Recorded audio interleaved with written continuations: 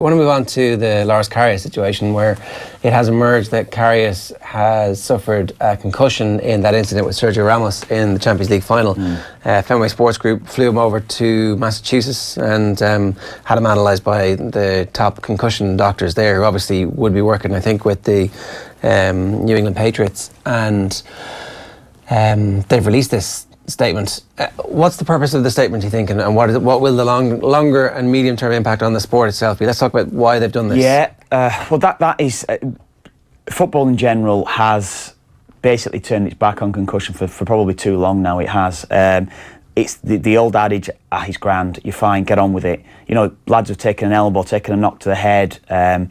It's just get on with it. Basically, it is. That's what it is. Now, bearing in mind, yes, we rarely see this type of incident. It won't necessarily be a regular occurrence in every game, but when it happens, you've got to actually respect it. We have to respect, I think, concussion in general. I think across the game, and it hasn't necessarily been the case. Certainly across the course of my career, certainly since I've finished, there's a reluctancy to even talk about it. There's a reluctancy to even recognise it at times. So I think this highlights an issue that's been swept under the carpet for too long. That's the overriding factor probably from it. Now, yeah, you mentioned there, he went to Boston to get analysed by the Liverpool own doctors, their specialist team.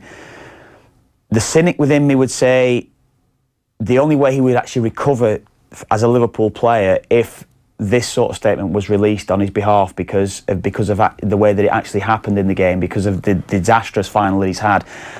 Immediately in the aftermath, you're thinking, could he play for Liverpool again? If he plays and he has a few decent games, yes, okay, but there'll always be that nagging thought in Liverpool supporters' mind is that final, and if he does make a slight mistake or he makes a slight error, that nervousness, that tension will still be created. And it almost if that was his Liverpool career finished. So this with this statement, it does give him some sort of way out, some sort of chance to progress again. Completely, right? I mean, that like absolutely gives him the opportunity to re-establish himself next season as a valuable footballer and as somebody with a career. It's like, well, yeah, I mean, I did have a horrific experience where I completely lost the flight of the ball and where I didn't see that there was a giant human being 2 feet from me that I threw the ball off. Like, you know, it makes perfect sense if you're concussed that you would be making those mistakes. It doesn't speak very well of the game itself that he didn't feel, or that the Liverpool bench didn't think, look, Sergio Ramos just whacked him one with, like, let's check him I actually didn't see it during the game. It was something that they totally overlooked, and it's only then when the pictures then came back, particularly after the Salah incident with Ramos, that you're thinking, look, he's totally hijacked Liverpool's chances of winning a Champions League final here. But when you see it, you can see it clearly. He goes into him, he smashes Karius. Basically, he does Karius. Very lucky to stay on. Not as much the Salah incident. Personally, you knew exactly what he was doing within that, but I wouldn't necessarily think that was a sending off offence. But that one was, because he's done him. He's done Karius. When you see the pictures back, see it in slow motion, he has done Karius, and Karius clearly felt it, As you say, the suggestion is that, well, I personally think along the sort of lines of view, why on earth haven't the medics tested him out? Now, you asked the player, how are you feeling? The player would always say, 99 times out of 100 is, I'm fine to get on with it, no problems at all, no issues, no worries. So that is the thing. It's more the other side of it. Well, let me play this, because I think the other side of it is exactly this. I'll just show you this rather. It's Chris Sutton. This is a screen grab from him. He's speaking on 5 Live. We can, I think, just read this. I think it should have been kept under wraps. Chris Sutton, this is him. There's a video that 5 Live have posted on Twitter this morning.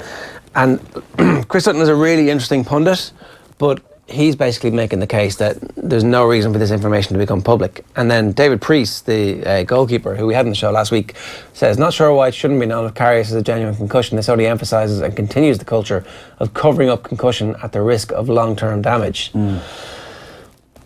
Sutton's attitude is the old school, this is nobody's business. And Priest goes on, we stick that one up as well, To be fair to Karius, the first time I was concussed, I couldn't remember being hit by Mark Viduka and showed no visible signs of concussion apart from a short-term memory loss that lasted 48 hours, days, and ended hospitalised for 4 days and unable to train for 8 weeks. I lost the 2 following days and the previous 24 hours from my memory after that incident, and suffered 7 subsequent concussions over the years, made susceptible by just a glancing blow from a knee. don't mess about with head injuries. Yeah, that is a thing. It's across the course of my career, I don't recall too many. I don't recall anyone who's missed games with concussion when clearly they would have been concussed at some stage. Clearly, across a 20-year career, I probably would have been concussed myself without actually realising that I actually was. When the ball lands in your head and you get under the flight of the ball, you see stars. That's a concussion. Yeah, that's exactly what that is. How many times we've seen it? Someone's got lining up to smash a free kick, and someone just sticks the head down like that, expecting, and you just get a crack, and you see stars. That's exactly what it is. You get that minute or two after where you're actually dazed and you don't realise what's happening, and. Minute or two, yeah. Who's to say it's not 10 minutes? But you're thinking it's quick. David Priest has got the tone right there, I feel, because it has been overlooked for too long, and particularly from keepers when goalkeepers are going up. It was always the old one. Put it up on the keeper. He's not great on crosses. Let's get bodies around him. Let's lay one on him, and that's the way that it's always been. And he would have felt it more than ever. Maybe someone like David Priest. He's felt that he's been cracked and. It doesn't take much then after it. As you said, what they say, eight or so concussions after that incident. It isn't great at all. It's not. And that's with Karius, yes. Just in relation to what Chris Sutton is saying there, Chris Sutton said he doesn't realise, he doesn't see the benefit in actually getting this out. Of course, there's a benefit. It's the Fenway Sports Group by getting this out. They're protecting an asset. They're protecting their own interest. Of course, they're protecting Karius for the human side of it. They're explaining the inexplicable. Yeah. They have to do something. They felt they may be compelled to get this checked out, to get him sorted, and this gives him a way out. That's the thing I would say with Karius. It gives him a chance to go and progress now and play some more games. And hopefully makes people more conscious of the fact that concussion is a serious thing. It's a proper brain injury. You need to be really careful with it. Yeah. It's treatable if it's diagnosed, but if you don't diagnose it and keep pretending that it isn't there, it's going to make it much worse.